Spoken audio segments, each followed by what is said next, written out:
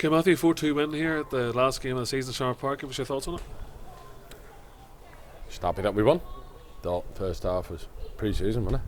I was a bit bored, if I'm honest. Thought we'd done alright. They done alright without nothing was really happening. We didn't wake up, we didn't come out in the second half at all, and to be fair, the 2 goals woke us up, got us going. Sure, we then started showing intensity, urgency.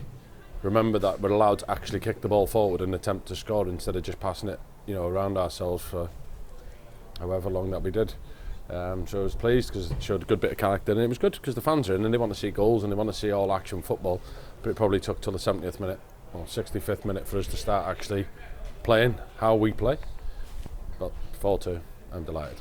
Yeah, the 2 goals then from Dungannon early in the second half. You say it sort of woke us up, but that shows a bit of mettle in this team that they can go a couple of goals down and still gather themselves up and go back at it. Yeah, but we shouldn't have to because they were pathetic. 2 pathetic goals. I'm not going to. We've 1 game left now. I'm hardly going to stand in and slaughter them because we understand it's been a long season, but there's no need to concede them goals, and it's disappointing. It's something that we need to work on probably over the summer. Just not being cheap in terms of giving easy goals away. We showed a bit, didn't we? Like you said, we showed metal, character, whatever you want to call it. We showed it after that. And look, I don't really care about Dungannon. It's not for me to comment. We look like a team that have been winning games, and they look like a team that was waiting to lose after it went to 2-2, and I couldn't have pleased me anymore because that's what happens. That's what happens in football. And to be fair, I thought Adam, whether he took it upon himself or with a little bit of encouragement off the touchline, decided to go and grab the game by the scruff of the neck, and his 2 goals are fully deserved, and I was pleased for him. Yeah, the fans back. Yeah, they really enjoyed that last 20 minutes or so. Well, the last 20 they enjoyed, yeah, and it was good because it was good for the boys to get out and play in front of them and celebrate in front of them, and for them to see goals because I don't think we've scored 4 this year. We have from line. What am I on about? Because we've scored 4 twice against Glenavon, haven't we?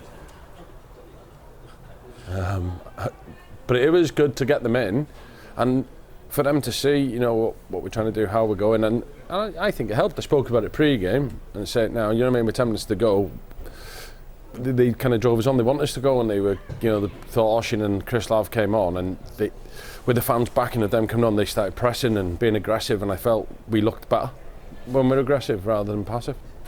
Yeah. Last game of the season started, and it's sort of hard to know how to approach that game. Do you just do the same as you normally do, go approach it looking for 3 points? Yeah. Said it from day one, and I've reiterated it every day since no relegation was mentioned. We will not be questioning our integrity in trying to win a game of football. Ballymena and Glenavon are battling for the 7th spot, which is massive in terms of European, and we'll go and give everything we can to win the game, not to stop Ballymena or to help Glenavon. We'll be doing it for us. 3 points is big for us. Confirmed 9th pretty much there now. I think the goal difference is pretty high. So that's a little positive going forward. But Saturday will be, it'll be people might do this or that. I'll be going and picking the strongest team available that I believe will get us a result.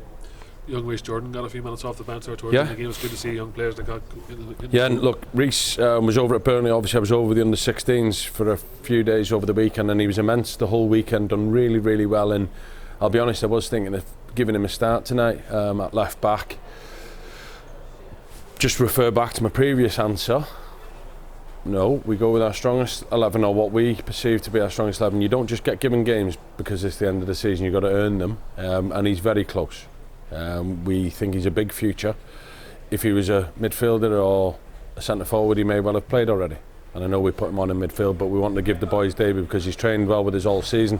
He had a super weekend away. He played every minute of every game, and there were 7 games played, and let me tell you, there was no breathing space. They played, changed the team, changed whatever. It was a team talk, and they played the next game. There was no rest or respite for any of the boys. So 3 games on the Saturday, 20 minutes each way with 5 minutes at half time, 5-minute turnaround, played again.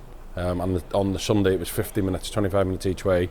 So the turnaround wasn't a turnaround, it was just put some different players on, change the team and go again. And he played every minute of every game alongside Johnny McCullough, and Johnny was up with us as well tonight. Just didn't make the final cut for the 18. And I don't do things because am nice or I'm giving youth a chance. What I give people a chance is if they show me that they're putting the work in away from us, they're performing on the pitch at their level and above, and I give that as an opportunity. I don't just hand out games to people, because at the end of the day we need 3 points on a Saturday. But I was delighted for him because of the work he's putting over the course of the year, and that was a little reward from him, a little reward for him, should I say. 3 minutes. Whether he touched it or not, I don't know, but he can join the long list of other players that I've put on this season that haven't touched the ball, Greg Hall being one of them.